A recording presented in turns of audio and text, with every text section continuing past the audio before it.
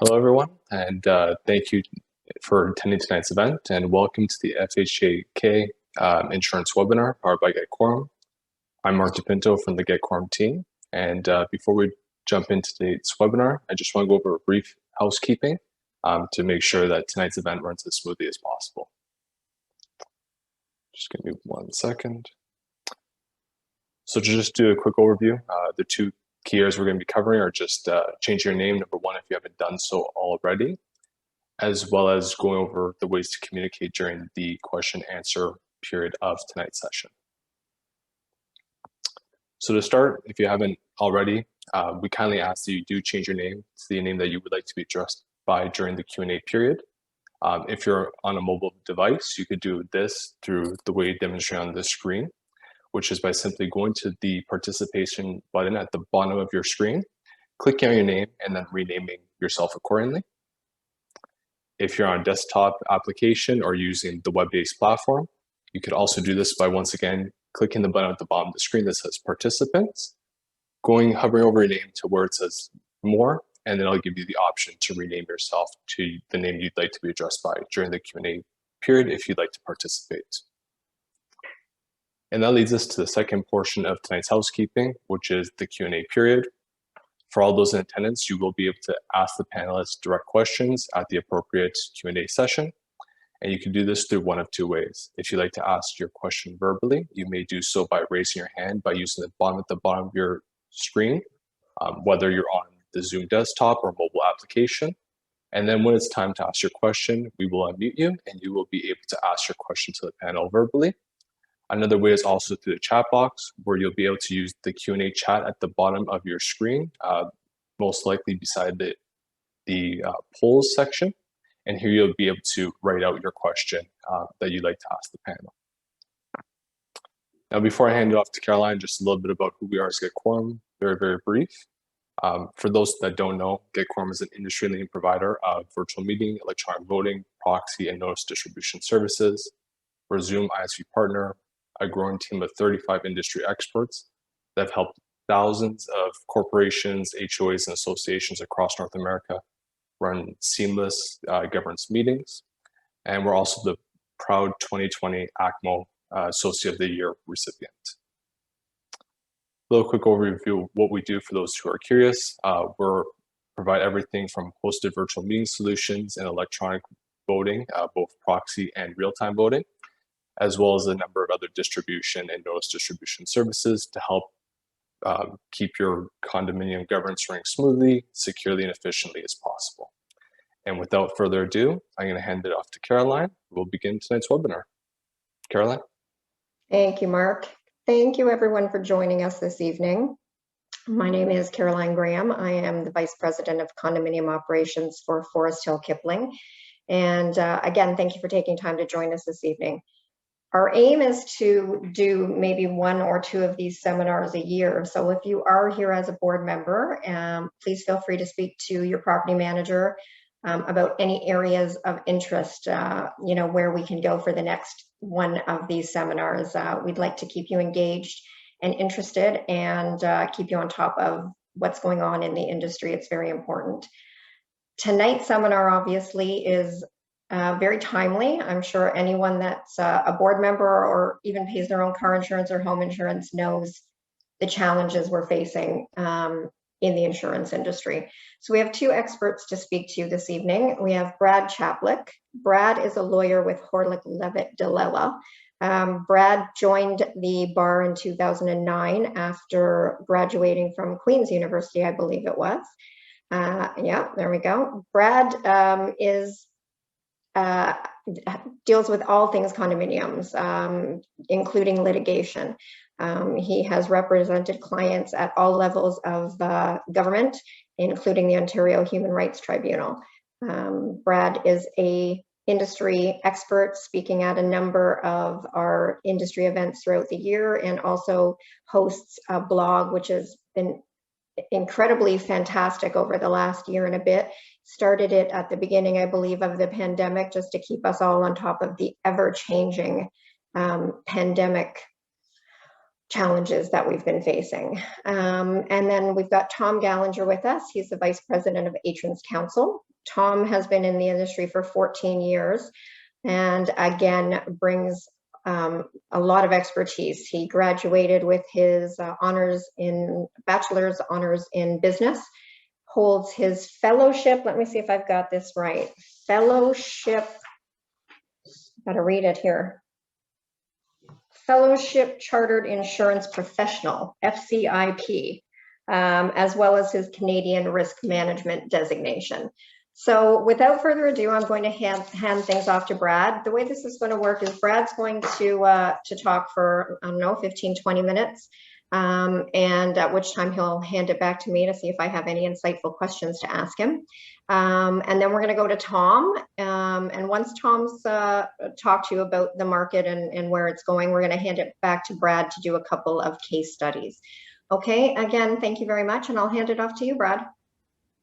Great, thank you so much. I'm just going to share my screen here, and I've got some slides. So thanks everyone for joining me. Thank you, Carolyn, for that wonderful introduction, and thank you to Get Quorum for hosting us. So give you an insurance update. So just to make sure that everyone is on the same page about what we're talking about when we start talking about condominium insurance, we'll start with a couple basic ideas. So first, let's look at the relevant legislation. So Section 99 of the Condominium Act is our starting point here. And it basically says that the condominium corporation has to maintain insurance on its own behalf and on behalf of the owners for damage to the units and the common elements. And the condominium corporation's insurance is paid for by the owners for the benefit of the owners. So this is a really important concept because the condominium boards and property managers often wonder why it is that they can't recover the cost of damage from a unit owner who causes damage in the building. And the reason is because when the unit owners pay their common expenses, part of that money goes to pay an insurance premium that is intended to protect the owners from their own negligence. Just like when you have car insurance, you know, sometimes you cause a car accident and the whole reason you have insurance is so that you're protected from your own mistakes. And that's true of condominium insurance as well. So there will be times where a condominium corporation does not want to make an insurance claim. And that's fine, you don't have to, but if as a condominium corporation you decide not to make an insurance claim because it's not in your interest to do so, you still have to treat the owner as if you did make a claim because the owner has paid for that insurance and they are entitled to the benefit of it. So I just wanted to get that first introductory concept about the condominium corporation's insurance policy. And we'll talk a little bit later on about what it covers and what it doesn't. So turning on to that, Section 99 sub 4, the obligation to insure under subsection 1, which we just talked about, does not include insurance for improvements made to a unit. And what constitutes an improvement is determined by reference to the standard unit definition. So briefly, any condominium corporation created after May 5th, 2001 will automatically have a standard unit schedule from the developer. If you're an older condominium, more than 20 years old, you might not have a standard unit schedule unless you've passed a standard unit bylaw. And Tom will touch on that a little bit more in his presentation, what the importance of standard unit bylaws is to your insurance costs. So condominium corporation's insurance covers the standard units and the common elements, not improvements and not unit owners' personal belongings. And the next concept we want to talk about is deductibles. So when an owner causes an insurable loss, think of a flood, water escape, vehicle impact, the Condominium Act takes priority over any indemnity clause in your declaration. And so because of a lot of condominium declarations have indemnity provisions in them that say that condominium corporation can recover damage caused to the common elements by a unit owner, except where the damage is covered by the condominium corporation's insurance. So the condominium corporation's insurance and the insurance provisions in the Condominium Act take precedence over any of those indemnity clauses in the declaration. It's a common error. So you really have to know your insurance stuff inside and out before you can figure out when can a condominium charge back an owner. So turning now to the question of deductibles, which is going to be one of the major issues I want to talk to you about. What is a deductible? And a deductible is the portion of the loss that is not covered by insurance. So taking the example of something like a flood, if you had a $10,000 deductible and there's a flood with $15,000 in damage, your deductible is the first $10,000 that the condominium corporation pays before the insurance policy kicks in and covers the extra $5,000 of damage. So can you recover your deductible, or can you recover the whole thing? And the answer is, if an owner causes damage, you're never going to be able to recover more than the deductible. The deductible is the maximum that you can recover, but you can only recover it under certain circumstances. So subsection 105.1 says, subject to 2 and 3, if an insurance policy obtained by the corporation contains a deductible clause that limits the amount coverage, the portion of the loss that's excluded from coverage shall be a common expense. What does that mean? That means the deductible is a common expense. It's paid for by the condominium corporation, except for sections 105.2 and 105.3, and we're going to cover those exemptions. So at first instance, you have your loss, insurable loss, $15,000. You're going to have a $10,000 deductible. The condominium corporation is on the hook for that deductible, and then we'll figure out when you can charge that back. So scenario number 1, you can charge back the deductible where the owner causes damage to their own unit. That's what 105.2 says. So if an owner through an act or omission causes damage to their own unit, the portion of the loss, the lesser of the cost of repairing the damage and the deductible is added to the owner's common expenses. So we'll just go through those 4 criteria one more time. 1, insurable loss causes damage to owner's own unit. 2, owner causes the damage through an act or omission. 3, you don't require an insurance deductible by law. We'll get into that in a second. And 4, the maximum chargeback is capped at the amount of the deductible, regardless of whether the condo makes an insurance claim. So that's scenario number 1. Scenario number 2, condominium corporation has an insurance deductible bylaw. So under this scenario, condominium corporations can pass a bylaw known as an insurance deductible bylaw that expands the circumstances in which they can charge back that deductible. So this will occur if there's insurable loss to the owner's own unit or any other unit or the common elements, so basically the entire condominium property. The damage cannot be caused by an act or omission of the corporation or anyone for whom the corporation is responsible, so it has to be caused by the owner, not the condo. Yes, you require an insurance deductible bylaw, unlike the case before, and the maximum chargeback is capped at the corporation's deductible, regardless of whether the corporation makes an insurance claim. So same as before. So this is a little chart that compares those 2 scenarios. If you do not have a bylaw, that's the case on the right, you're only recovering if there's damage to the owner's own unit.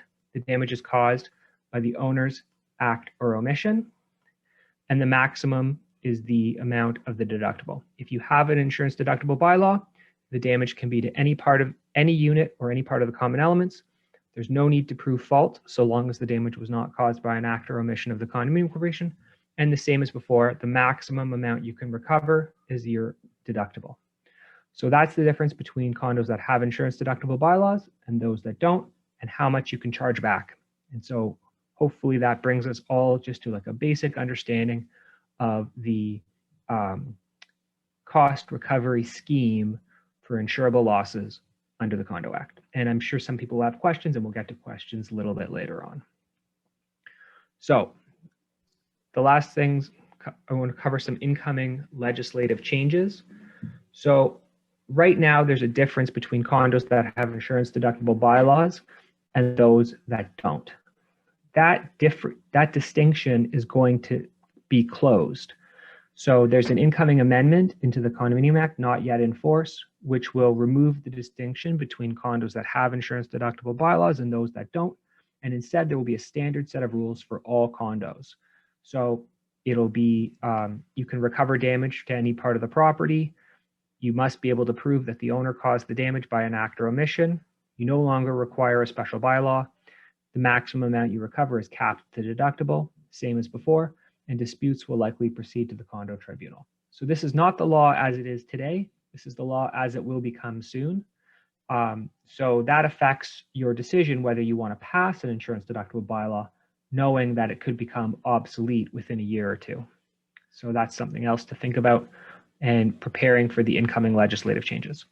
For my clients, when they're passing bylaws, we do include insurance deductible provisions, but we use the exact wording that is the incoming legislative amendments so that when the law switches over, there will be no effect on the client.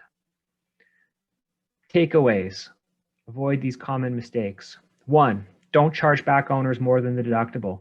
Don't rely on the indemnity in your condo declaration that contradicts the limitations that are imposed on you by the Condominium Act. Where your declaration says one thing and the Condominium Act says the other, the Condominium Act prevails. That's what you have to follow. So that's item number 1, common mistake. Item number 2, don't charge back owners for damage to the common elements or other units without a proper insurance deductible bylaw. When the legislation switches over, you won't need the bylaw, but for now you do if the damage is to the other units or the common elements. Mistake number 3 that you want to avoid: don't treat owners differently as if the insurance rules don't apply because the condominium corporation has decided not to make an insurance claim. So, taking the case of the $10,000 deductible, let's say you have $11,000 in damage. Whether you make an insurance claim or not, you're never going to be able to recover more than your $10,000 deductible from the unit owner who caused the damage. Doesn't matter if you make a claim or not. In that scenario, you wouldn't make a claim. You wouldn't want your premiums going up just for that extra $1,000. So you treat the owner the same as if the insurance claim has been made. Finally, just as we said before, condominium corporations attempting to pass insurance deductible bylaws may find that their bylaws will soon become obsolete. I'm still passing these bylaws to this day, but I'm passing them using the wording that is identical to the legislation so that when the law switches over, there's no effect on you. So that's the first part of my presentation. Just to reiterate, we talked about Section 99 and the fact that the condominium corporation carries insurance for the benefit of owners. We talked about what is an insurance deductible, when you can recover it, and the maximum amount that condominium corporations can recover when owners cause insurable losses. So that's the first part of my presentation. And now I'll throw it back to Carolyn. Thanks very much, Brad. I do have a question, but I think it might be in depth. So I think maybe I'll save it till the end. I'll give you a hint. It's about act or omission. Oh yeah, we'll cover that in the case. Okay, perfect. All right. So maybe I won't have to ask it then. All right. So I'll hand things off to Tom then, and then we'll get back to talk to you about those case studies and act or omission. Take it away, Tom. Great. Thank you very much, Carolyn. Evening, everyone. I'm just going to share my screen here.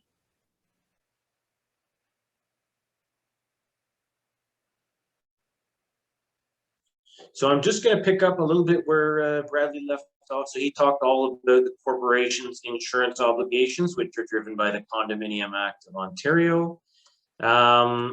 Just a quick recap, although, the main focus of our discussion was through Section 99 and what coverages are required from a property standpoint and the deductible implications for condominium corporations. Here's just a quick little snapshot of a certificate of insurance that might look familiar to one that you've seen before. And basically on this certificate, it lists the 4 mandatory coverages that every condominium in the province of Ontario is obligated to have.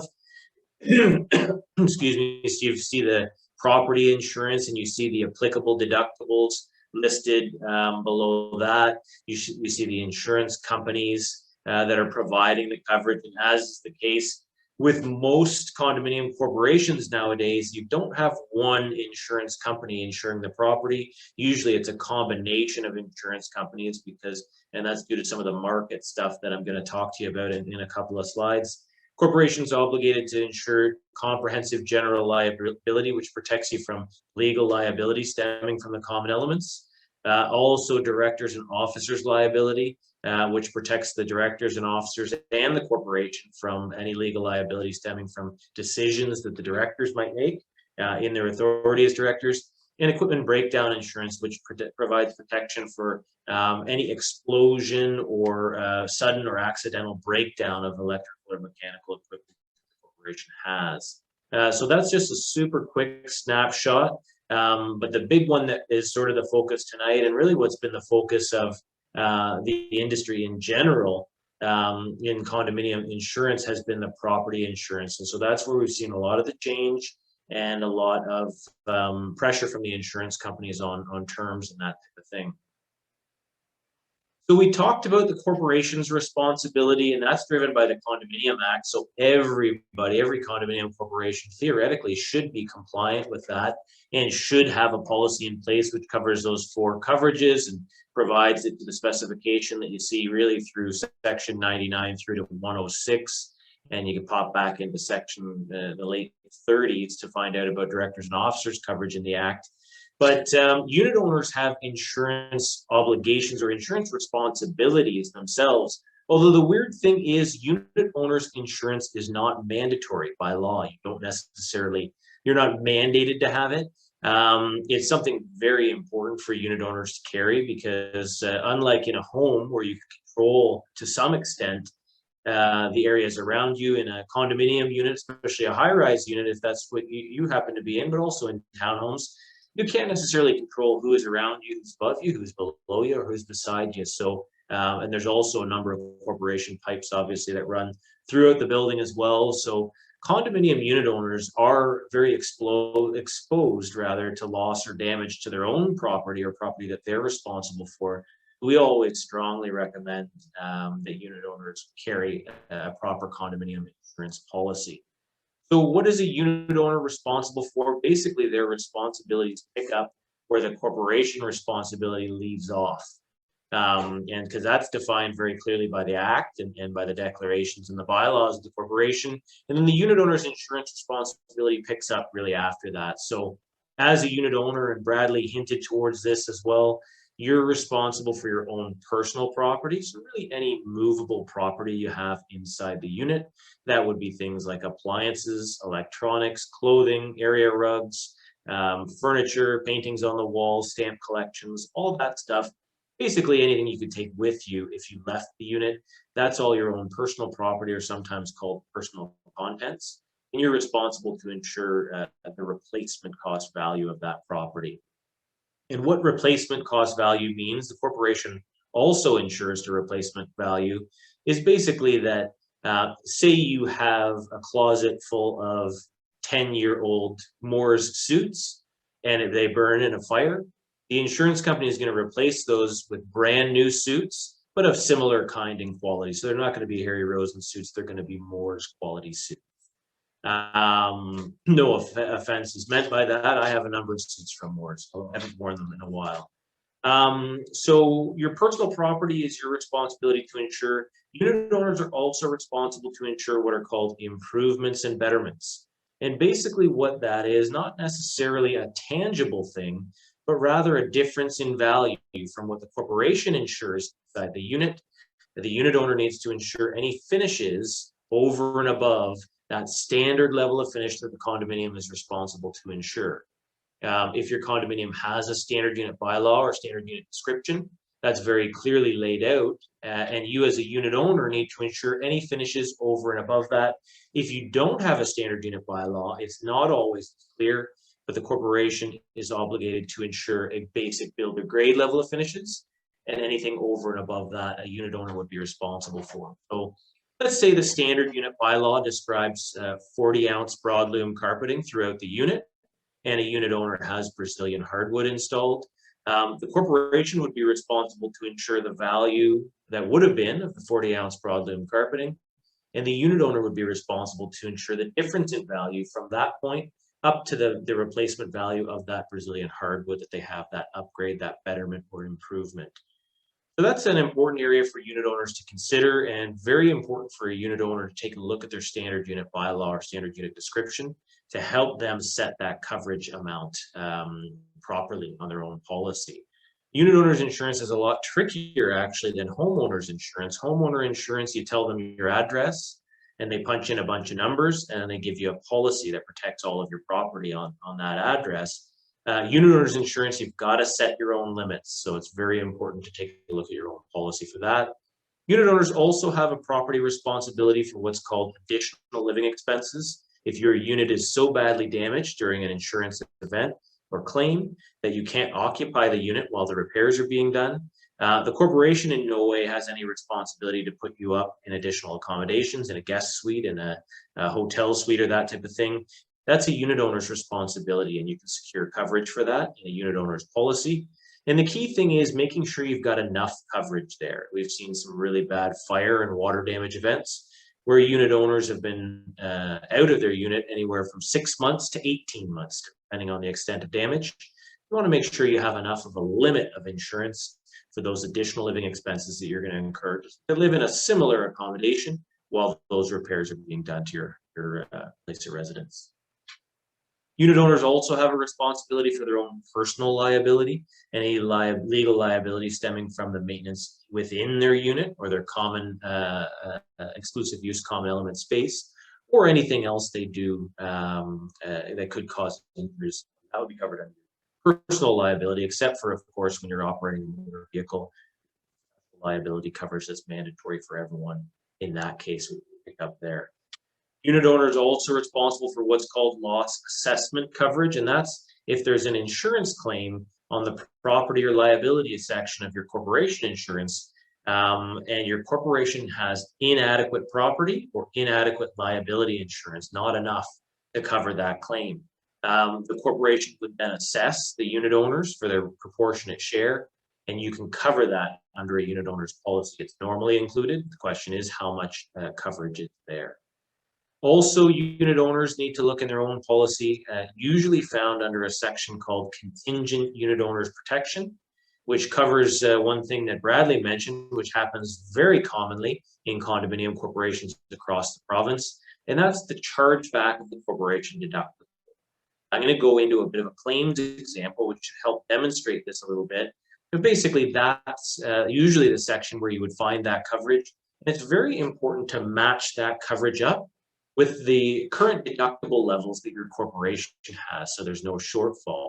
You take a look at this sample corporation back here, and it's got $25,000 standard deductible and a $25,000 water damage deductible. And those are the two deductibles really that could possibly be charged back to a unit owner because of their act or omission or because of provisions in an insurance deductible bylaw. So you look at those deductibles, look at the standard deductible and the water damage deductible. Whatever is the highest, make sure you've got at least that amount in your unit owner's insurance policy for the corporation deductible chargeback. Now we're going to move on here, folks, to how does a claim work? So we're going to go to a little bit of an example. I'm just going to move my screen so I can see everything here. So you have your typical high-rise building here. And we have Mrs. Jones. She lives on the, I don't know what floor she is there. Let's say it's the 14th floor. Mrs. Jones has a long day and she decides, that she's going to have a bath. She puts the plug in the tub and the water starts filling. And then all of a sudden the phone rings. It's her sister. She hasn't talked to her sister in a while. They get into the bedroom and get on to gabbing about the latest news, about COVID, what Doug Ford's talking about this time and what's open and what's closed. And it was a lovely chat, and 3 hours happened to pass. Hang up the phone, gets to the threshold between the bedroom and the hallway, and all of a sudden it hits her. She left the water running and the plug in the tub. We've got a whole bunch of water now flowing out into the unit, causing damage to her flooring, causing damage to the baseboards, might be wicking up the drywall, also causing damage to a whole bunch of property in its way, might be damaging the kick plates on the cabinetry, furniture, appliances, electronics, anything that's in the way of that water. It's unfortunately going to cause it some damage. Maybe it's also flowing out into the hallways, into some of the common elements. And we've got a whole bunch of water in a high-rise building. It's got nowhere to go but down. In this case, they caught it quick enough, turned off that water, but it did hit the unit below. Mr. Smith was just sitting there reading the paper. All of a sudden now it's raining through the pot lights. He's got some damage to his property as well. He's got damage again to flooring, some of his furniture, some of his own personal property and electronics. The ceiling is all bowed. You got the water coming into the lights. The electrical light fixtures are damaged in some areas. What happens in that scenario? I mean, first of all, when a sudden or accidental loss situation happens in a condominium, everybody, and in your own insurance policies, everyone has an obligation, if it's safe to do so, to mitigate further damage. In a professionally managed building, like one managed by Forest Hill Kipling, you would contact management staff, concierge, somebody who's on site, and if it's safe to do so, you shut that water off. Now, in this case, it's easy. Mrs. Jones just turns off the faucet. If it's a corporation pipe or a break in a pipe, shutting it off at the shutoff valve if you can, but also making sure to involve property management and on-site staff so they can handle that matter and prevent further damage from occurring. They're going to get professionals out there that are going to suck up that water, put the fans and the dehumidifiers in there and prevent mold from happening and prevent further damage from occurring to other property. So that happens. Carolyn takes a look at it and she says, oh, geez, you know what? Mrs. Jones really did it this time. I think we're going to have to put a claim through the corporation's insurance policy. She runs it by the board of directors. They say, yeah, it's too much damage. Put through a claim. We're going to have to put through a claim here. It's well over our $25,000 deductible. They put through a claim. They call in the corporation's insurance company, who's insured with, let's say, Wawanesa Insurance. Wawanesa sends out an adjuster on behalf of the corporation's insurance policy to establish what is the value of damage to corporation property. And a very important thing that happens in a condominium corporation when a claim occurs, and Bradley had mentioned this in his speech, or his section of the speaking, is that first of all, when loss or damage occurs in a condominium, it at first does not matter who or what caused the damage. It matters whose property is damaged. The corporation's insurance adjuster is going to come out. They're going to take a look. Corporation is responsible for any damage to structural property, any damage to common elements of the corporation. So if there's damage in the hallways, damage to elevators, damage to flooring and drywall in the hallways or other common element areas, corporation is responsible for that. Corporation's insurance is also responsible for damage to those original specifications or those standard unit finishes inside both of those two units that are damaged in this particular event. So that's what the corporation's insurance adjuster is going to look for. The very first thing that they're going to ask for is a copy of the standard unit bylaw or the standard unit description of the corporation so that they can properly evaluate what property are we responsible for inside the units. None of those contents, none of those betterments, but just that standard level of finishes they're responsible for the damage to. So that adjuster is looking at all of that, coordinating bids from contractors. How much would it cost to repair that property? Mrs. Jones has a claim of her own. She's got a bunch of damage to her own stuff. She calls in her insurance company. She's insured with Intact Insurance. Intact sends out an adjuster on behalf of Mrs. Jones's policy. Again, doesn't matter at this point who or what caused the loss, matters whose property is damaged. Mrs. is looking at Mrs. Jones's contents, any of her furniture, appliances, electronics, any betterments or improvements, anything over and above that standard unit level of finishes. And also if Mrs. Jones has got to live elsewhere while the repairs are being done, those additional living expenses. Now, if we're in person, I would always ask, what does everybody think about Mr. Smith? He didn't do anything wrong. He was just sitting there reading the paper. All of a sudden started raining through the pot lights. Does he have to put through a claim as well? The answer is yes, if he suffered damage to his property. He's got some damage to his furniture and some damage to his upgraded flooring and all that. He calls his insurance company. He's insured with RSA Insurance. They send out an adjuster who's going to look at the very same thing, damage to contents, betterments or improvements, and any additional living expenses if he's got to live elsewhere.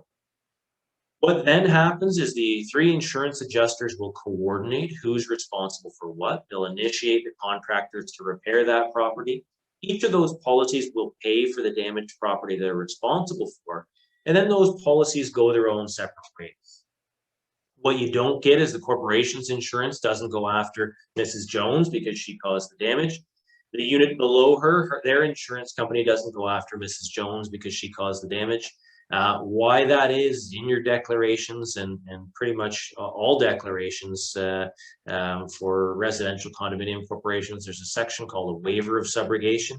Basically means that with respect to insurable loss events, unit owners don't sue unit owners don't sue the corporation doesn't sue unit owners. It acts very much like no fault insurance, and each policy responds to the damaged property that it's responsible. There's only one reason why we'd want to know after the fact who or what caused the loss, and that's because of that clause that Bradley referred to in 105 subsection 2, where if a unit owner's act or omission causes damage to corporation property within their unit, that the corporation can charge back to them up to the amount of the insurance deductible, or if they've got an insurance deductible by law, based on the provisions of that, the corporation may be able to charge back their deductible. So rather than that $25,000 deductible being paid out of the common expenses and basically being the responsibility of all the unit owners, they're able to actually allocate that deductible to the responsible unit owner or the unit owner whose act or omission caused that damage. So Mrs. Jones, if she's got a properly set up unit owner's policy, she's able to put that through as a part of her claim under her own unit owner's policy. So she puts that through her intact policy, and in addition to paying for the betterments and the contents damage, they will also pay, provided she's properly set up the policy, that $25,000 deductible card back. We'll talk a little bit, that's a little bit of background, how a claim works, unit owners insurance. We're going to talk a little bit about the insurance market update. What we've seen really sort of came in at the tail end of 2018. Basically, the insurance market is consistently cyclical. It goes in cycles of profitability and unprofitability for the insurance companies. And when the insurance companies collectively as a group, or enough of them, are unprofitable, it prompts behavioral changes from them. Probably the last hard market we saw, and a hard market is where insurers are unprofitable for a prolonged period of time, and they push up prices and that type of thing, and you see sometimes some more drastic action from them. The last hard market we would have seen would have been after 9/11. So it was 2002, really through to 2004. Saw a hard market cycle entered into where prices were going up at quite a steep rise in all lines of insurance. So what happened? Major insurers were generally not profitable at the tail end of 2018. It had been a prolonged period of intense competition. We saw unanticipated trends in catastrophic losses. If you remember, in 2018, we had 2 windstorms in April and May, an ice storm in April. We had a couple of big floods or large weather events that impacted the Toronto area and surrounding GTA area. Extreme weather, tornado hit Ottawa. There was a lot of stuff that happened just locally in Ontario, but also across the globe, which is very much more a global insurance market. But the pricing and everything that you see typically in Ontario is a little bit more localized. The insurance market went into correction mode, which we call a hard market. And what happens in a hard market? Insurance companies might decide that they're going to raise their pricing or their deductibles. They might decide they're going to redefine what they want to insure. So they might pick and choose. They might insure a condominium with no claims, but they don't want to insure a condominium that has had some claims. They might also pick and choose classes of business. So they may say, and we've seen a lot of insurance companies do this, they don't want to insure what's called residential realty. So they don't want to insure condos, apartment buildings, or any of that stuff. They feel it's too, the pricing is not enough for them to make their returns. So they're just going to stay out of it completely. And so then we see insurance companies make that decision. That's called exiting a class of business. And we did see that happen at the tail end of 2018, especially a lot of the Lloyd's marketplace exited. So the few insurance companies that were left all independently made their own decisions to raise pricing levels and raise deductible levels. if they were going to stick around and continue to write condominiums, which really is an area that, you know, for a longer period of time than that, before the hard market, the insurance companies were paying out more in claims than they were taking in collectively in premiums for condominiums. So that's what led to the correction that we saw really through 2019, 2020, and we're starting to see it taper off a little bit in 2021.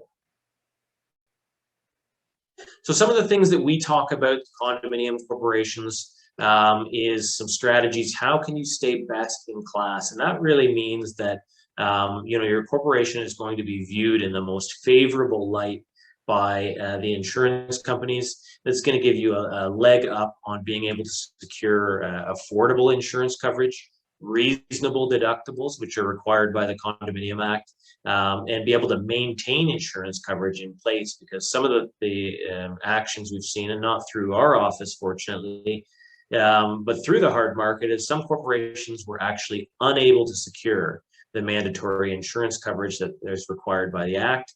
We've also seen corporations that have been unable to secure reasonable deductibles. The minimum deductibles that they were able to secure by the insurance companies would have been, you know, in some cases, extreme cases, $250,000 deductibles or even $500,000 deductibles, because they've suffered so many losses that the insurance companies, the minimum point they would provide coverage is at that very high deductible level. So, so what do we talk about in terms of being best in class? We talk about deductible management. Normal recommendation is not to submit an insurance claim unless it's 2 to 3 times your deductible. So choosing maybe to retain some of those smaller events and not jeopardize your insurance policy by submitting those type of claims. We talk about utilizing the chargeback of the corporation deductible. While that doesn't necessarily help your insurance premiums themselves, it can help the corporation in those uninsurable costs they may suffer, rather than having to pay that out of your common element fees. Utilizing a deductible bylaw, if you have one, or the power of the Act, charge that deductible and allocate that to the unit owner that's responsible. Standard unit bylaw, whether your corporation has one or not, a lot of corporations have been looking at going back to the drawing board and redefining what their standard unit includes and does not include. One of the key things we recommend not being included in a standard unit bylaw is the corporation should not include flooring material. 80% of all property losses in condominiums are related to water damage, and flooring is really the most susceptible area that can suffer damage based on an insurance claim, based on a water claim. So by removing that, you're really dispersing that high risk asset of the corporation onto all the policies of the unit owners and minimizing the claims that the corporation will suffer over the long term. Also, securing a replacement cost appraisal, that just gives you a gut check and an exact value of what your corporation is responsible to insure. Normally, the appraisal companies will give you a free update in year 2 and year 3. And, you know, without that update or without a new appraisal, the insurance companies usually add an inflationary factor to the value of your site, which can drive up your pricing. So replacement cost appraisals can keep that value exact and to your particular building. We also talk about claims management, which is having a claims action plan at your building. What do you do in the event of a fire? Everybody's got to have a plan for that. What do you do in the event of a water damage event? Is everybody on site aware of what to do? Are the owners aware of who to contact and who to call and the seriousness of that event? If you get to a water burst within the first 10, 15, 20 minutes and are able to shut that water off, you can be talking about a very small amount of damage. If it takes you a couple of hours, you can be looking at anywhere from $200,000 to $1 million worth of damage, depending on what property is impacted by that. So figuring out what the action plan around that is very important for management and the board. Claim retention, we talked about, not submitting something unless it's 2 to 3 times your deductible, and claim prevention as well. So just taking the right steps. You know, taking a look at your reserve fund study, not kicking the can down the road. If you're aware of problems or issues in the building, taking proactive measures to address them and not letting them impact your insurance policy by allowing things to deteriorate. Also, too, we strongly recommend having the right professionals in place. This includes your legal team, this includes your property management team, and it includes your insurance team as well, which ideally has a claims team and some professional vendors that can help you if you do suffer an event, minimize the amount of damage and the amount of cost that you may incur in that event. That's it for me, folks, until we get to the question and answer period. So I'm going to kick it back to Bradley. All right, thanks. I just need to be able to share my screen here for the last couple short slides. Great. So I'll pull this up. And let's go like this. All right. So we're going to cover two cases and we'll deal with them pretty quick. So the first case is Lozano and TSCC 1765. So this is a 2021 case, and it had to do with the concept of what is an act or omission. So we're talking about insurance deductible chargebacks once again. Both of my cases talk about chargebacks. And you'll recall that one of the things that had to be established in order to charge back a unit owner is that the loss was caused by an act or omission of the owner. So in the Lozano case, the unit owner was actually out of the country for 5 months, and that's when the leak occurred. It was a leaky toilet, and so the toilet was constantly filling and then overflowed. And the question was whether the owners could be said to have caused the damage through an act or omission, since they weren't in the unit at the time. It just sort of happened spontaneously on its own, where the toilet, a part of it failed that controls the flow. So the takeaway was that an act or omission does not require a finding of negligence. So it's not necessary to demonstrate that the unit owner acted unreasonably, only that the damage was caused by something that the owner did or failed to do. So in this case, the failure was that the owner, having decided to leave the country for 5 months, should have taken steps to shut off the water in the unit completely to prevent a leak, or having known that the toilet was prone to leaking, as it had happened in the past, and not fully been corrected, they should have had the toilet fully fixed by a plumber before they left. So they didn't do either of those two things. Those are the two factors that contributed towards the flood, and that was sufficient to be considered an omission that caused the damage for which the owners were responsible, even though it was not at the level of being negligent. So act or omission is a lower threshold than negligence, and many different things can be considered an act or omission, and that was one of the things that Carolyn was going to ask me to expand upon. So the Lozano case really goes into a lot of detail about act or omission, but it's a low threshold, and it's one that can be met in most cases. And this is a deliberate decision by the Ontario government to create a lower threshold and not to require a finding of negligence to hold the owner responsible for the deductible. So that's case number 1 of 2. And the last case is O'Regan and Carlton Condominium Corporation 473. So that's up in Ottawa. So in this case, there was a small kitchen fire resulting in an insurance deductible chargeback. The recoverable amount was $5,000. That was the condominium corporation's fire insurance deductible. But the question in O'Regan was about timing. So many of you will know that condominium corporations must register a lien within 3 months, otherwise the lien expires. So the importance of a chargeback is that it's added to the owner's common expenses, and if the owner doesn't pay, you can lien. So the question in O'Regan was, when does the 3 months start to run? Does it run from the fire? Does it run from the date of the invoices? And the reason why this is important in the insurance context is because in many cases, floods and fires, the full extent of the damage and the cost to repair is not known within 3 months of the insurable event, the loss, the fire, the flood, whatever happens. And so there's a seeming uncertainty as to when the condominium corporation has to lien.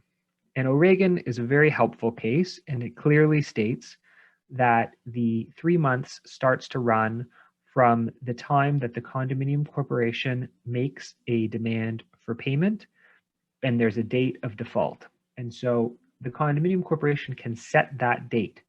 And this is very important. So what happened in Oregon was about a year after the fire, and once all the invoices were known and all the costs had been incurred, the condominium corporation sent a letter to the owner saying, okay, we told you that you would be on the hook.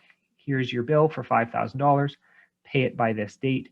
And they still had 3 months from the date that was the payment deadline to register their lien. It wasn't 3 months from the fire. It was 3 months from the payment deadline. So what's the message here? If you're a condominium manager and you're demanding payment on a chargeback, in your first demand, the very first time you ask for the money and you set a payment date by which the money is due, if you don't set a date, you're going to assume that it's the date of the letter where you're asking for the money. And you really want to have a clear payment deadline and then track 3 months from that deadline. Something that's a big problem that we see is in an attempt to collect, condominium corporations will set deadline after deadline and they'll keep extending them. So they'll send a demand for $5,000 and they'll say, pay by May 1. And then May 1 will come and go. And now they'll send a new letter and they'll say, pay by May 20th. And then May 20th will come and go and they'll send another letter saying, pay by June 20th.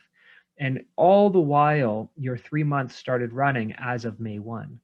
And they'll keep extending and extending. And that's really where you run into trouble. So set one payment deadline, put in your calendar, to send it to the lawyers 60 days after that deadline so that you can send out your notice of lien and get your lien registered easily within your 3-month deadline. Those are the only two things I wanted to talk about, both 2021 cases dealing with insurance. One, talking about act or omission. The second, talking about that really critical 3-month deadline to make sure you don't miss your lien. And so now you're all up to date.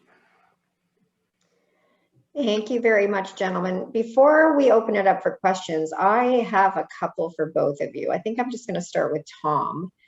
Tom, you were talking about you had included a insurance certificate in part of your slideshow there, and I noticed that the standard deductible there was $25,000.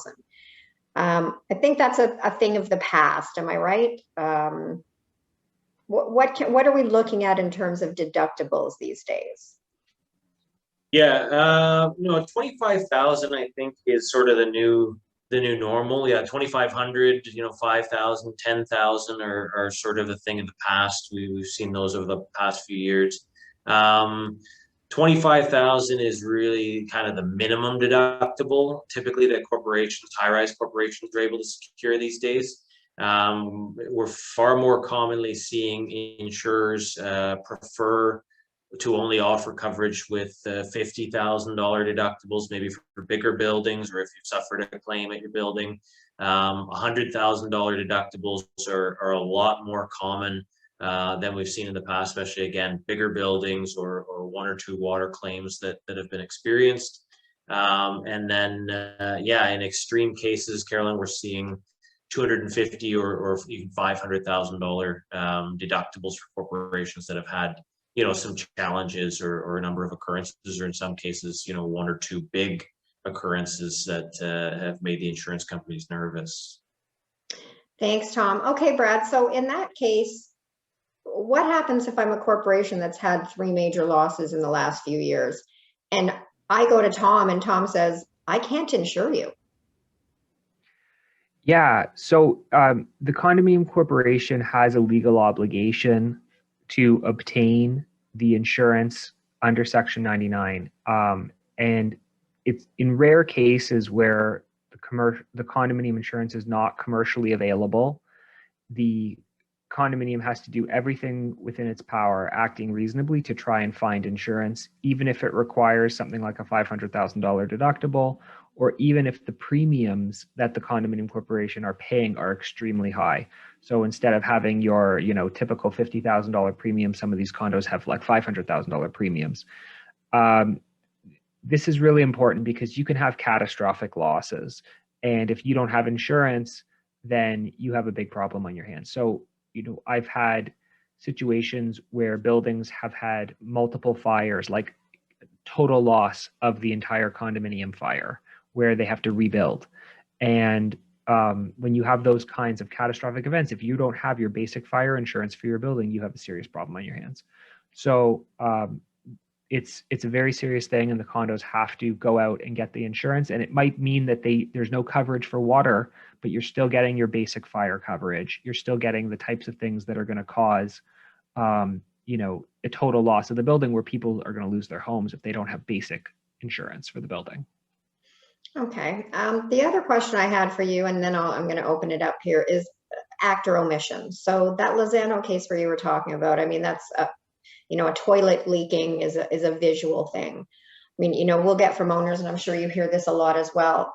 You know, if I've got a riser, a riser that runs through my unit, and then I've got a tee off of that riser that supplies my unit individually, but I can't see that. I can't see that, and it leaks. You know, I always have people say to me, well, you know, how is it an act or omission if I can't see it? And I always say to people, well, I live in a house and I can't see my pipes either, but that doesn't change the fact that they're not mine. So what about those acts or omissions that aren't quite so clear? Yeah, so this is an interesting point. So it's going to depend on your circumstances. It's fact specific, but if an owner acts with reasonable diligence, there may be situations where there is no liable act or omission. So taking the situation of a unit owner who really did nothing wrong. There's a spontaneous burst pipe. The owner had no forewarning. There was nothing they could have done to stop it. There would not be an act or omission there for which that would entitle the condominium corporation to charge back. But in other circumstances, like the Lozano case, where the owners reasonably thought, hey, we didn't do anything wrong, we weren't even in the unit. It turned out that there was an omission there because they did not do what a responsible homeowner would have done, which is shut off your water when you're gone for 5 months.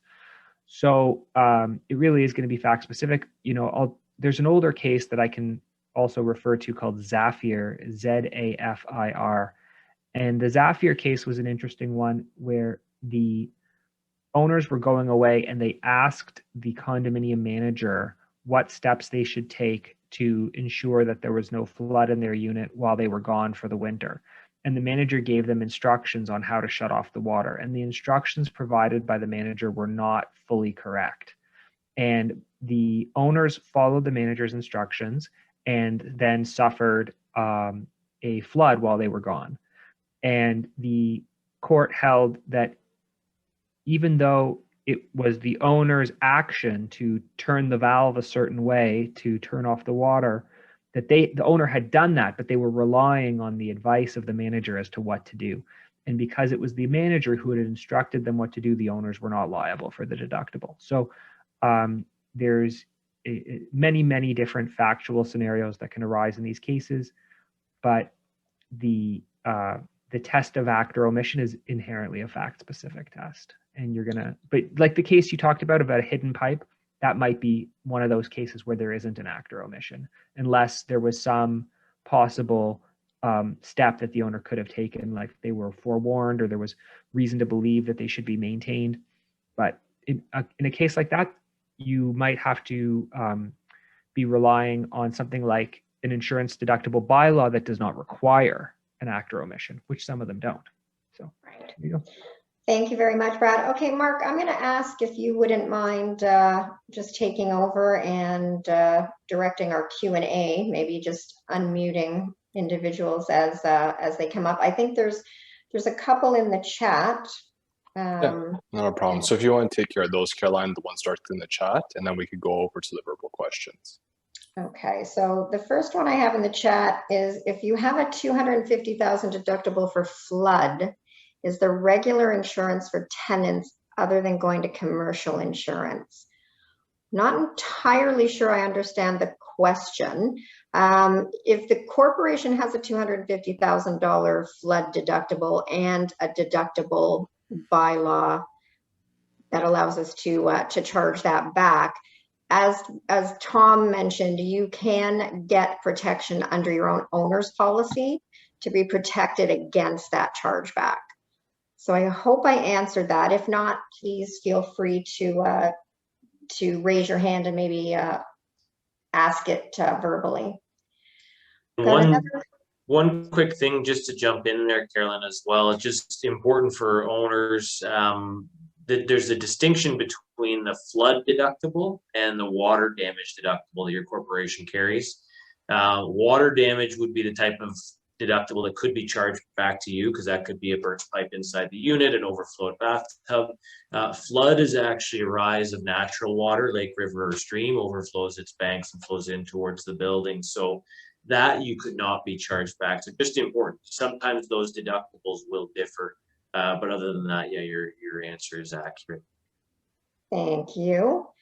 The next one I had, what type of coverage options can enhance a suite owner's condo policy? Again, I'm not. Tom? Yeah, really on that, I mean, you know, there's really those core coverages to look at that I discussed in my part of the presentation for a unit owner.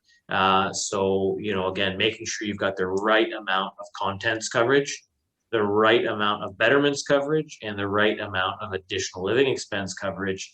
And then also that you look at your corporation's insurance certificate and you match up your deductible chargeback coverage. Those are really sort of the 4 core areas that you should look at. The only other thing to consider, it's evolved a little bit in personal insurance and unit owners insurance, is that you never could in the past, but you can purchase now sewer backup and flood coverage as a unit owner. Now, if you're living on the 22nd floor, you might be thinking, well, you know, if I have a flood that damages my stuff, it's going to be Armageddon. The last thing I'm going to care about is insurance. But if you have a flood that causes damage to corporation common elements and you can't occupy your unit for 12 months while the corporation is doing repairs to all of its own damaged property, you won't be able to rely upon the additional living expense coverage in your own unit owner's policy unless you have that flood extension. So usually it's pretty cheap for high-rise residents. So that's one thing. Look at the expanded water damage coverage in your own unit owner's policy. Thank you, Tom. Aylin's one of our managers. She's asked if I'm able to post this in Condo Control. We are going to get a recording of this, Aylin, and we'll send it out to all of our managers so that they can, yes, post on their community websites. I've got the owner's policy as commercial as regular tenant. Okay, so basically this individual is saying that Desjardins only offered back charge coverage of $100,000. Versus Atrium, though you have offered back charge coverage of up to $250,000. So yeah, absolutely. I don't imagine all insurance policies are created equally. Yeah, I mean, it's just, again, if you've got one of those higher deductibles, then yeah, it is very important to, you know, make sure you go to somebody that can provide something that can cover it. Not that it's going to happen every day, but it is an exposure if you don't have sufficient coverage, and not every insurance company can typically provide it. So, I mean, us as a broker, we go out to the marketplace and we try and locate a company that will provide the right coverage to protect the client. Yeah, certainly if you have those higher deductibles, very important to hone in on that with your own broker or agent. And this actually ties into Peter's question. Are condo corps responsible to advise all owners, current and possibly new, of what owners may be responsible for as to deductibles, etc.? So I'll answer this real quick and then Brad can jump in. Yes, the short answer is yes, and Brad can tell you how. Yes, so there's something called a periodic information certificate, which is a relatively new requirement under the Condominium Act. And those are sent out twice a year, and they have all the details of the condominium corporation's insurance coverage and the deductible amounts. And so that is something that the Ontario government felt was information that owners needed to have, and you need to give that out twice a year. And most condominium corporations also provide a copy of the insurance certificate either with the budget or with the AGM package. But yes, short answer, periodic information certificates are sent out by condos twice a year, and they include all of the various deductibles so that owners know what the exposure is for the condominium corporation and for themselves if they want to purchase deductible coverage. And Amanda, I think that answered your question. How do you know about the deductibles and back charges? So you take a look at that PIC and the insurance certificate for your building. Yeah. So there's a bunch of questions in the Q&A tab. I think we should jump over there. Yes, I'm just looking at these now. What are some safety features recently built to prevent? Okay, so Tony, the answer to your question, there are in the last few years, leak detection is becoming quite popular with buildings. A lot of new construction is putting it in. Basically what it is it works as an emergency detection system. So some of them work differently. Some work on humidity, some work on a float system whereby a float will be triggered, you know, to say that the water is overflowing. So we do have those. I think Brad wants to chime in. Oh yeah, no, I'm clicking the answer live so that everyone can see the question. Oh, got you. Okay. Yeah. So what are some of the safety features Carolyn's discussed? So we just, when I do it, I just click the answer live so that the question pops up for everyone, because otherwise it's just viewable to us as the panelists. Oh, got you. Okay. Yeah. All right. So the next one, when drafting our standard unit bylaw, we were told to set the standard at an extremely low level, basically just the unit's frame, walls, and floor. That's not a good recommendation, but I'll let Brad answer why. No. So this is a question from Alyssa. So just to repeat, yeah, when drafting the standard bylaw, we were told to just set the standard at an extremely low level, basically the unit's frame, walls, and floor. Can you comment? This is called a bare box standard unit or an empty box standard unit bylaw. They are not appropriate for residential buildings. They're fine for commercial condos where the basic unit definition is an empty box anyways, and the unit owner builds it out. But in a residential building, you want what's called a habitable unit. Is that not correct, Tom? Yeah, and we, from an insurance broker standpoint, we normally don't recommend a bare bones or a bare box standard unit bylaw, and really just because, you know, we prefer a scenario, you know, the insurance policy of the corporation protects the corporation. It also protects all the unit owners, and it also protects all the mortgagees as well. So having some livable, sellable, or habitable coverage, as Bradley recommends, as the responsibility of the corporation, that's going to ensure that the mortgage companies are protected and the unit owners are protected, really of that core value of the unit. You know, because there are scenarios, as we've seen the change in the marketplace, where unit owners may have trouble securing proper coverage, and it could be serious financial situation for unit owners if you have that type of a setup. And the mortgage companies, the banks don't like the bare box. The banks want a habitable unit. So because when a bank gives you a mortgage, if you don't pay your mortgage, they want to be able to go power of sale. And if the unit is empty and it's not a habitable unit, there's no sinks, there's no bathrooms, there's nothing that could make the space livable, then that's a big risk to the banks. So they don't like it, and you shouldn't do it. Thank you, gentlemen. So can you explain the loss of assessment coverage again? Yeah, so there's a coverage in a unit owner's policy called loss assessment. There's two types. One is called liability loss assessment, and one is property loss assessment. So quick example, property loss assessment, we've rarely seen that. Liability loss assessment would be more common. But basically, say you've got a $5 million limit of liability, and somebody slips and falls on your property and sues the corporation for $6 million. Corporation's policy pays out, you know, ends up being responsible, negligent. Insurance policy pays out $5 million, and now there's $1 million shortfall. Basically, the corporation would have the right to levy a special assessment of all unit owners. Each unit owner would have to pay their proportionate share of that shortfall in coverage. Special assessments that are driven by inadequate coverage under the property section or the liability section of the corporation's insurance policy, those can be covered under what's called loss assessment coverage under a unit owner's policy. So not something that happens every day, but something that you could be exposed to as a condo unit owner.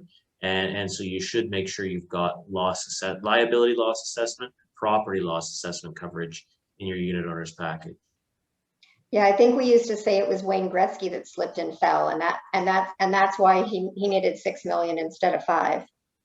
That's correct. In this day and age, you know, we usually recommend that high-rise corporations carry at least $10 million of liability coverage, because we do see, you know, it's not quite the level of the United States, but the amounts that claimants are asking for being up above 5 million now, 6 million, 7 million, 10 million, in some cases, larger injury situations.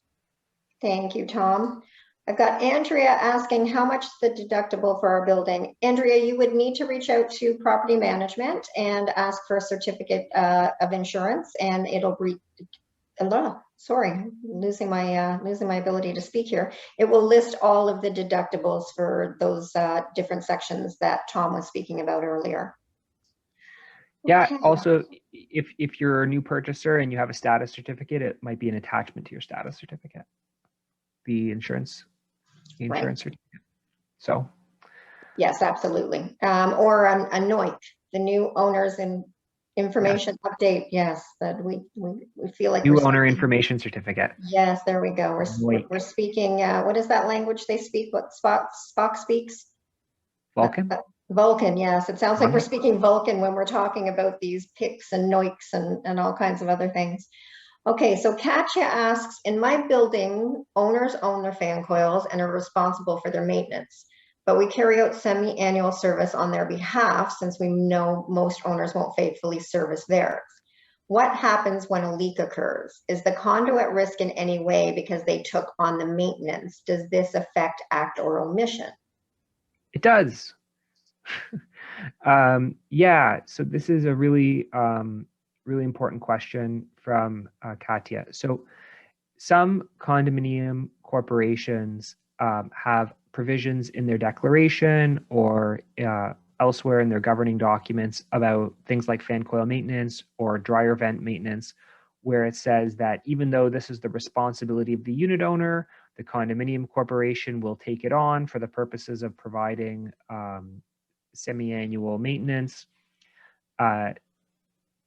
First of all, it's a good idea for the condominium corporation to do this because it's going to reduce the number of claims that you have as a building. So I do agree with it.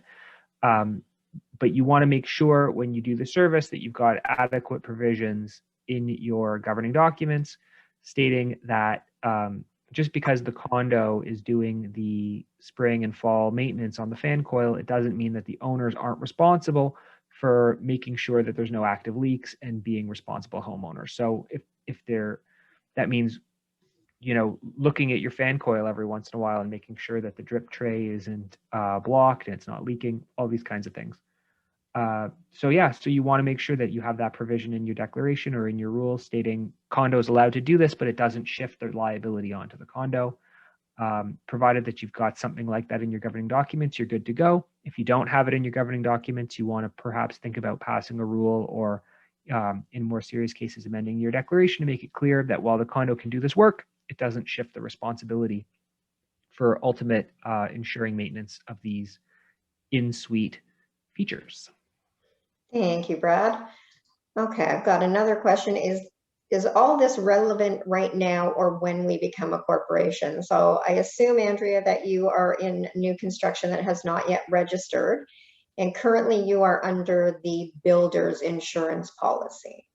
So any loss would be under their policy. I must admit, I'm a little ignorant as to, I believe you would still need your own homeowner's policy. Tom, is that right? Or do they need to wait until they actually are the majority or have closed the unit?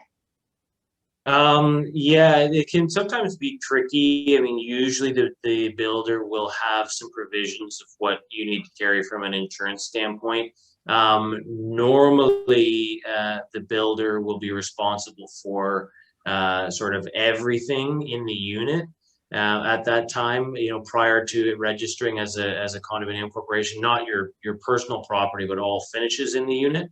And then upon registration, if there's a standard unit description, which is turned over, then that would describe what the corporation is then responsible from that point onward. But yeah, the insurance requirements differ. A lot of times you would need a tenant's policy at first before it actually registers, and then once upon registration of the condominium, you really should have a unit owner's insurance policy, or should get that converted to a unit owner's insurance policy, so that you're getting the chargeback of the deductible, you're getting the loss assessment coverage, and you're getting all those coverages you need as a condo unit owner at that time. Thank you, Tom. The next one I have here, I was asked by the condo to have at least 2 million liability coverage. Why not 1 million, and what is it for? For example, if I burn down next door's wall, is this third party liability? Oh my goodness. Liability coverage is not property damage, right? So we want to clarify that.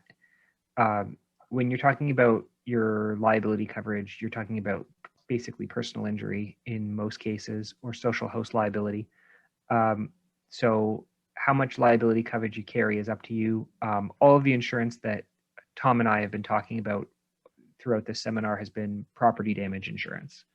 And so the amount of property damage insurance, Tom has talked about, how you want to set those limits.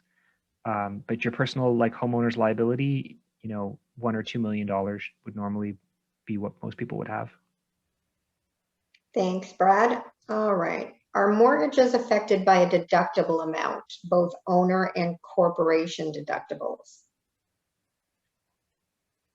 I think only insofar, I guess, Brad, as you said, that mortgagees want to make sure that you're insured properly. Yeah. Mortgagors.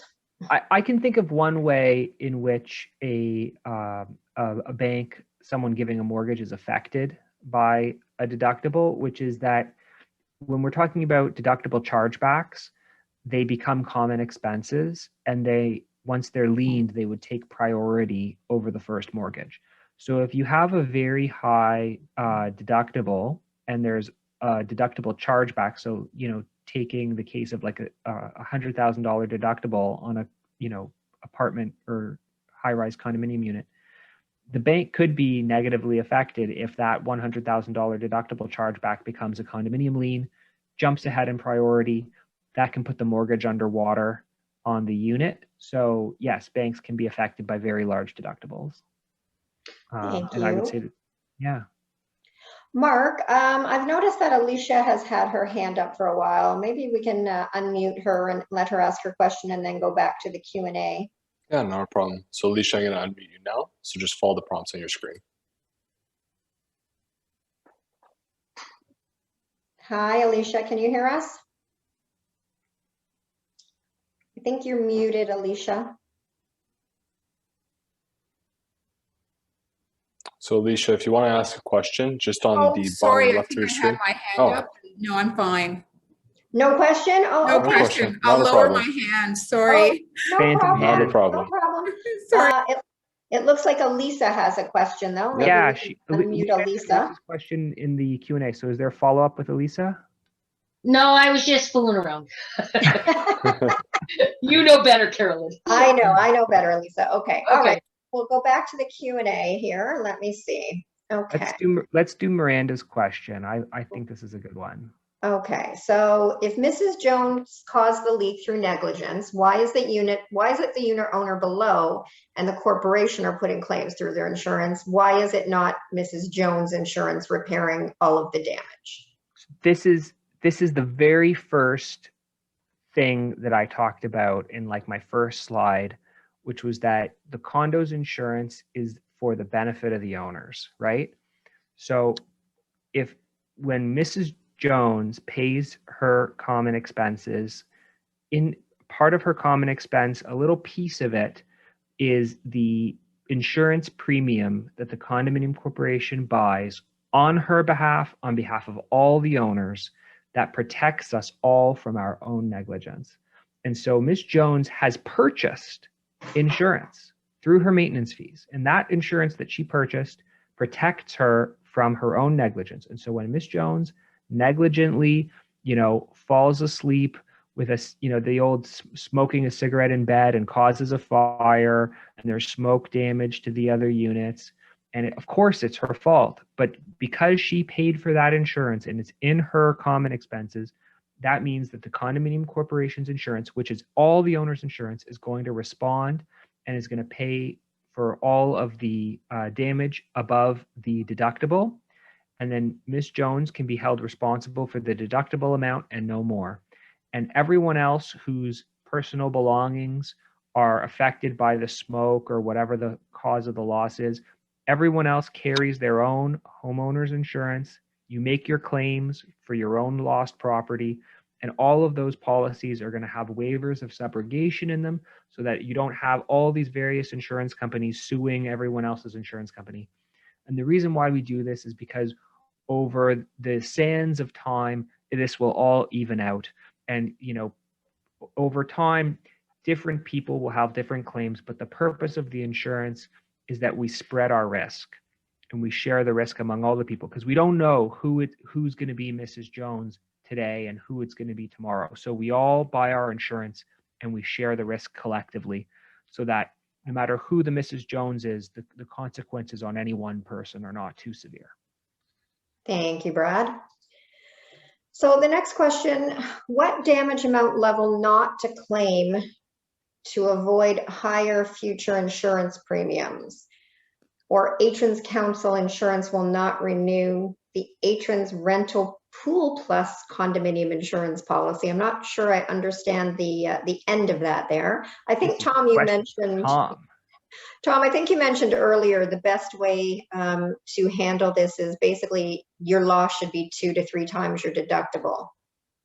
Yeah, that's sort of our normal recommendation. And again, I mean, Atrons Council, I mean, or if you deal with an insurance broker, they're not the insurance company. So that's like us. We go out to the different insurance companies. We place a policy on behalf of a condominium corporation, and in the case of the rental pool that you're discussing, on behalf of possibly a landlord owner that owns a suite or multiple suites that they rent out.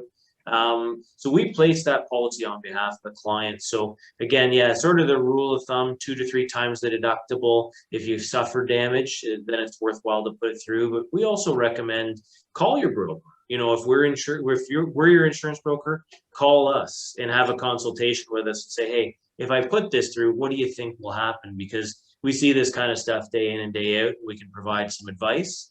And then ultimately the client or the corporation or whoever it is, board of directors, can make a decision on whether or not it makes sense to utilize the insurance based on, sort of the foresight of potentially what could occur there.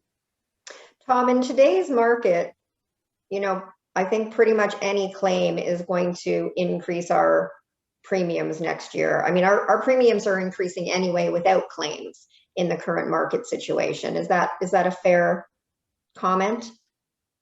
Yeah, I mean, it's definitely true. I mean, it's been true over the past little bit. We're starting to see the increases for corporations without claims start to taper off a little bit now, from what we've seen in the past couple of years. But it's going to be unique, really, to each site. So that's why we always do recommend, if you're dealing with a broker, by calling them, it doesn't mean you're actually making a claim. They can provide you, that advice and that guidance and help you with that scenario, and then you can figure out the best course of action.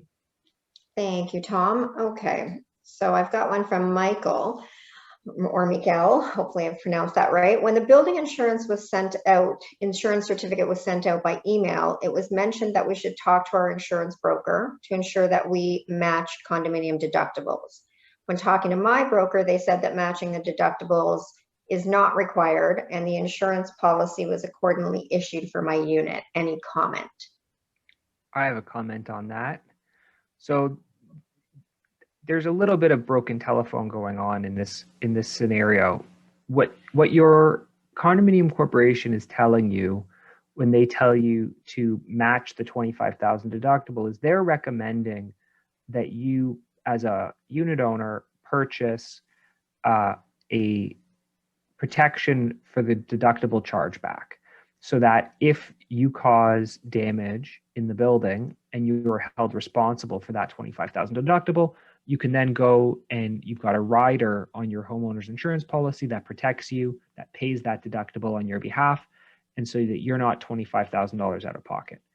And then when you went to your own insurance broker, they said that's not required. You don't need to purchase that coverage. And that's true. It's not required unless it says specifically in your condominium declaration that you're required to have it.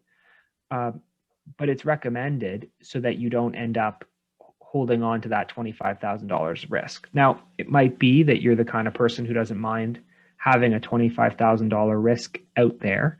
And if so, then you don't purchase the coverage and you take your chances. And if you end up causing damage, you pay the $25,000 out of your jeans.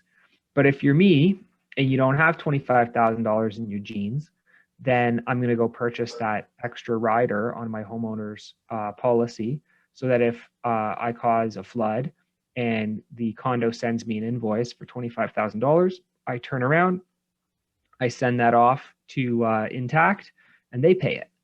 And that's the discussion that's taking place here between your condominium corporation and Intact Insurance. And Michael, I would say to you what I say to a lot of homeowners. Sometimes you're not with the right insurer. Not every broker understands the condominium world. And I always say, if the first thing they don't ask you is show me your standard unit bylaw or your standard unit definition, run, don't walk, run to another broker, because they don't understand what they should be insuring you for. Is that a fair comment, Tom? Yeah, definitely. I mean, condominium insurance, although, you know, the premiums aren't huge on a unit owner's policy, it is relatively complex. So not necessarily every broker you deal with will understand it.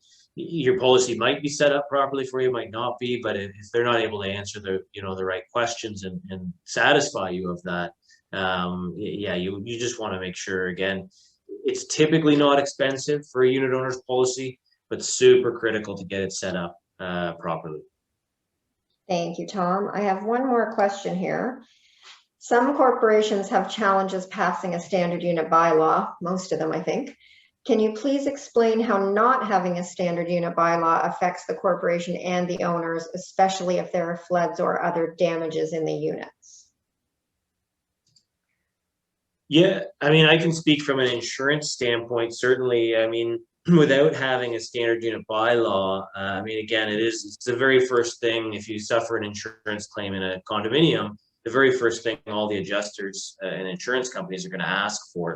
So when you don't have one, what we typically find is you get arguments over who covers what. Well, what does the corporation need to insure? What does the unit need to insure? And they push back and forth. And so what that can cause is delays. It can cause unequal settlements from claim to claim because of, the differences in insurance companies, and maybe unit owners insurance pays it all, and maybe next time corporations insurance pays it all. You get unequal settlements, you get a lack of clarity for owners, you get a slowdown of the claims process, and you can also end up having the corporation cover more stuff than it's supposed to, and the corporation having to actually, incur higher claims costs or more claims on the corporation's insurance policy. And those things, again, that's only going to drive up prices and deductibles for the long term. So it's generally recommended, and Bradley might know sort of an idea of how many corporations out there he thinks maybe have standard unit bylaws and how many don't. But it is recommended as a proactive strategy for corporations to make sure they have a well-drafted bylaw in that respect. Yeah, I'd agree with the sentiment in the question that it is a challenge to pass a standard unit bylaw. They're poorly understood. Owners often view them as shifting responsibility onto the owners, which they view as somehow that the owners are now getting less for their maintenance fees, as they're getting less coverage, and they don't see that as value added to the unit owners, even though the purpose of it is to help your maintenance fees go down. So it is a tough sell. I guess the only silver lining I would say is that for any newer condominium corporation, any condominium that was registered after May 5th, 2001, so the last 20 years, you're going to have at least a standard unit schedule from the builder, a builder's schedule of standard unit finishes, which is a serviceable alternative to having a standard unit bylaw. It includes the same information, except it's probably going to be overly broad as compared to a ideal standard unit bylaw. You're going to have too much stuff in there that you don't want to have on the condominium corporation's insurance, particularly with respect to flooring. And so that's going to be your main distinction for any newer condo in the last 20 years. You're going to want to have you're going to want to remove flooring. Other than that, your standard unit schedule is going to stay pretty similar. For the older condos, really important to get your standard unit bylaw done. I would go to a lot of effort for the older condos to get it done. A lot of unit owner education, explaining the benefits, and really hammer home at it and try to get it done. Because if you don't have a builder schedule and you don't have a standard unit bylaw, you're really out there in the situation that Tom has described, with unequal settlements and big delays on your insurance claims. Thank you, gentlemen. I have a question from Singh. Is it true that lower, and I guess this is for you, Tom, is it true that lower floor unit owners will have more water and sewage damage claims from the higher floor units? And do they generally pay more, I guess, on their own policies? Is that something that you guys even ask, or? Yeah, they would get the unit number, the unit location, but that's not, it doesn't, as far as I've seen on the unit owner policies that we work with, doesn't impact the pricing, whether you're on a lower unit or a higher unit. I mean, the insurance companies are the ones that have the data, but I haven't seen any pricing difference between a low floor unit and a high floor unit. So I would say no at this point in time. Really interesting question. Never thought about it. Yeah, I mean, Yeah. the reality is, yes, anyone on a lower floor is more likely to get wet than the guy on the penthouse. There's no one to leak on him. But in terms of costs, I haven't seen anything. So Elisa's asking, what do you think is a reasonable time before the condos policy expires that a renewal declaration is sent? Many companies hold back to make remarketing harder. I think basically, Tom, that goes to this hard market that we're in right now, that question. I mean, because we are all up against this. We're getting renewals from our insurance brokers later and later and later, much closer to the expiry. Can you explain why that's going on? Yeah, well, I mean, that's yeah, certainly. I mean, it's always nice. Obviously, something that we strive for, to make sure we get that to our clients as early as we can in the process. But yeah, insurance companies, they don't release their pricing too early. There's sort of a negotiation window of about 60 days, 30 to 60 days that insurance companies will provide their pricing. But a lot of times what happens and can lead to the delays is really a lot of the activity we're seeing because of the hard market. Insurance broker might go out to 10 or 12 or 15 insurance companies, but only get 3 that are willing to provide, and each of them are willing to provide 25% of the coverage. Well, now that broker's got to be banging a little bit harder on some doors to, wake up some insurance companies or convince them to join a part of a particular condominium policy. So because we've seen, insurers reacting by reducing how much they insure of condos or being more selective or picky, we can see those delays, sometimes run into those delays where there's claims issues or very large site or other factors that insurance companies may consider, undesirable about a site. And it's not all necessarily about claims. The insurers will look at where you're located, the construction of your property, the age of your property, and the age of the property. The weird thing is insurance companies, they don't really like brand new properties as much, and they don't like really old properties. So they kind of want to, if they have their pick, they sort of craft a bit of a sweet spot between 5 and 25-year-old buildings. But that's just sort of what we've seen. So there's other factors that go into insurance companies deciding whether or not they'll jump onto your policy or they'll provide you a quote, and that's what's we've seen leading to some of the delays there. So Tom, for the board members on this webinar, as we know, they have a fiduciary duty. They're used to going out to get 3 quotes for for repair work or contracts or that type of thing. And insurance is the one area where that actually backfires on you, right? Can you explain why that is?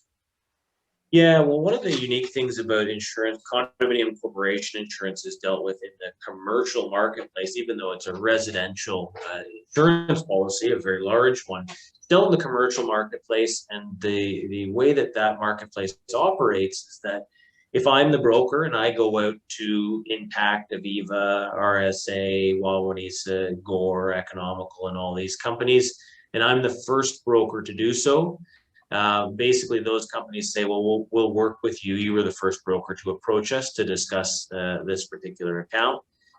If another broker then gets contracted to go out and they go to those same companies, those companies would say, no, we can't. We're already aligned with a broker. They've already approached us prior to that. So because there's so few insurance companies that will write the line of business, by going to multiple brokers, in some cases, you may limit the amount of insurance companies that each broker has to work with, and so you might cause yourself to not actually be able to assemble the best deal with any one broker.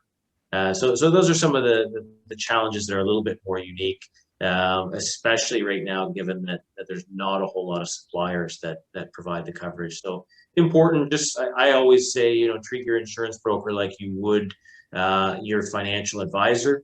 You want to work with somebody who has expertise in the field, somebody that you trust and you can rely upon, to set you up properly. Because my view really is that condominium insurance should be a long-term play.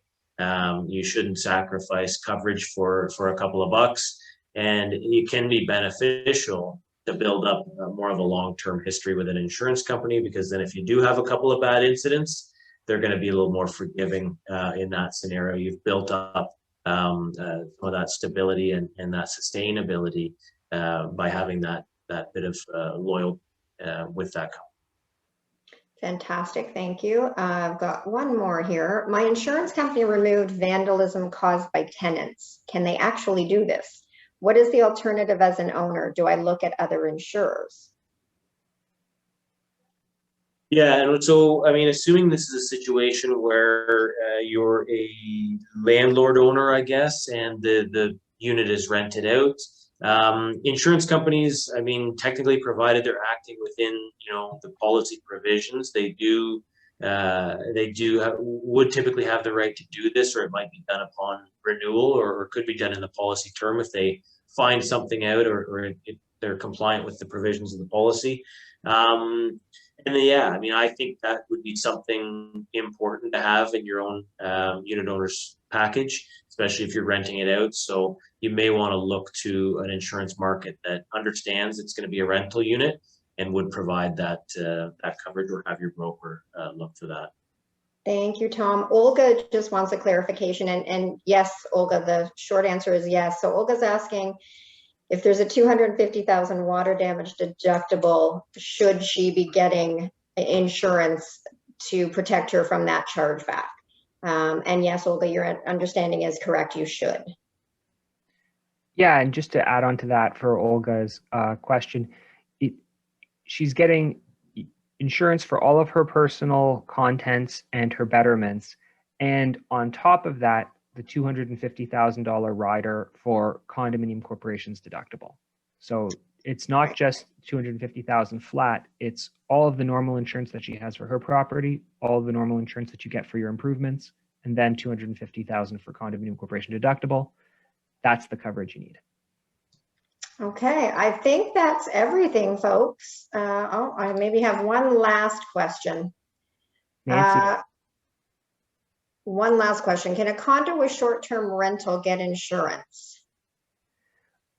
Short-term rentals need basically a specific insurance policy to cover the short-term rental activity that is going to be separate from your normal homeowner's insurance. I would say, Tom, is that correct?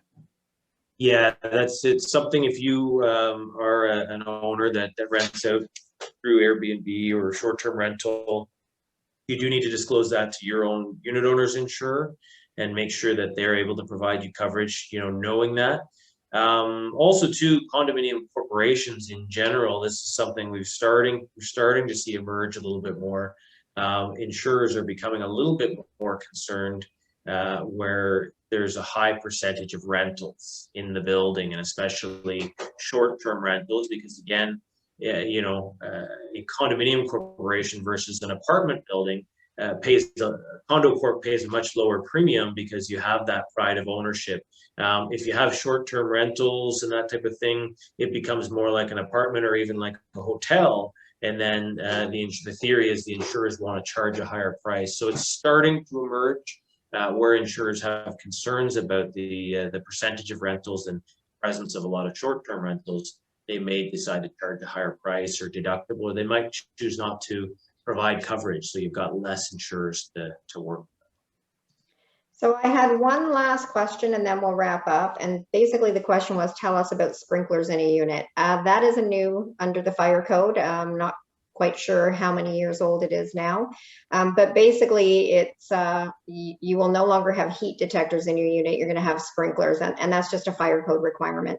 So I'm not sure if that question was meant for Tom. Are the premiums higher because of that or lower? I mean, it'll put out a fire, but it causes water damage.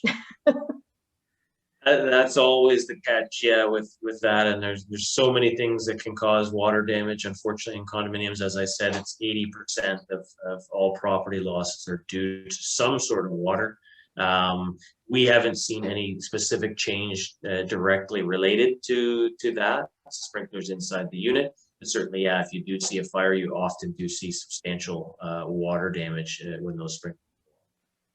Yeah, I mean, the fire department does their fair share of water damage too. So I guess it's half a dozen one, six of the other. Okay, thank you very much to both of you gentlemen, and thank you to everyone that attended this evening. Again, if you're a board member or a resident of one of our buildings and there's something you'd like us to speak on in the future, please let your property manager know.